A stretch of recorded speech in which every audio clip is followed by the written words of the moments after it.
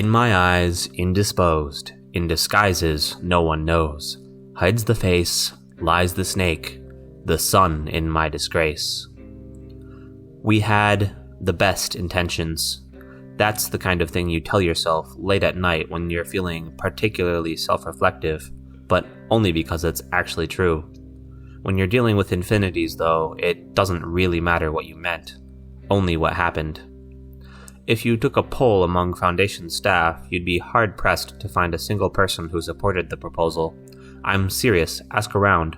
Clef will tell you it's Cimmerian's fault. Cimmerian, they'll say it's Moose's fault. Moose will blame Light, like it matters. If you keep following the faults, you'll end up with Dr. Alexei. It all started with his bloody crusade, after all. The SCP Foundation took the exceptionally stupid step of telling him he was to be terminated as soon as he dealt with SCP-096. We put a dead man in charge of saving the world. Sometimes I think we deserve what we got. The first rumblings of what was going to happen came to my attention when several $1 million worth of my resources were earmarked for a newly classified project. As the fellow in charge of the Foundation's Space Forces, I was a bit used to that. I hardly remember the day I got read in on the details. It all seemed so pedestrian. I'd seen "let's throw it into the sun" proposals before. I'd even approved one or two. This was just another silly project in a long line of projects from people who think that education and arrogance are a good replacement for actual intelligence. I told Dr. Alexei I was going to say no to his stupid idea, and he said he wasn't going to listen to an engineer. When he went over my head to get approval, I wasn't surprised. Nor was I surprised when they told me to handle the details, because Alexei was an expert in being a pompous blowhard, not orbital mechanics. You should have seen the look on his face when I told him we'd need to go out to Saturn in order to hit the sun. He was practically apoplectic. I told him, every celestial body is a sphere. As long as you pass over the horizon faster than you fall, the body's surface is essentially falling away from you just as fast as you're falling down. Douglas Adams was partially right. The trick is to miss the ground. But if you're not moving around the sun at 30 kilometers a second, you're going to move towards the sun. If you have any leftover momentum from what you started with, though, you'll just set up a new, more trendy orbit a bit closer to the sun at a different speed.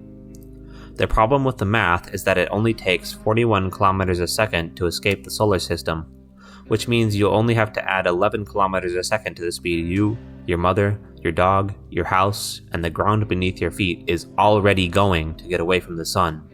And to hit the sun, you'd need to lose all 30 kilometers per second of speed. So, paradoxically, it's actually easier to escape the sun than it is to hit it if you start from the Earth. If you're still with me, you're doing better than Alexei did, and he destroyed the world. So why go out to Saturn? Well, the thing about orbital speeds is that the stuff closer in moves faster than the stuff further out. So we sent a rocket containing one very unfortunate helionaut to go see Saturn, do several gravity assists to slow down, and come back down. The whole thing took us 4 years and a not inconsiderable amount of resources. It wasn't the first time we crashed a woman into the sun, mind you, but it was a sufficiently rare occurrence that we called everyone in for it. There was a little party with free drinks, just 2, and free food, all you could eat. We treated it as a going-away party for Alexei. Almost no one showed up.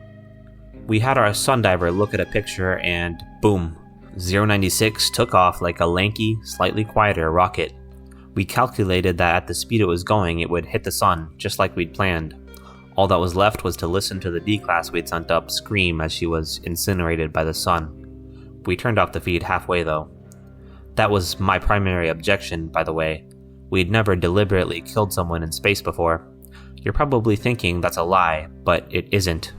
People with the mental stability for years-long trips to space are damned rare. When you're pulling from prison populations, it's even rarer.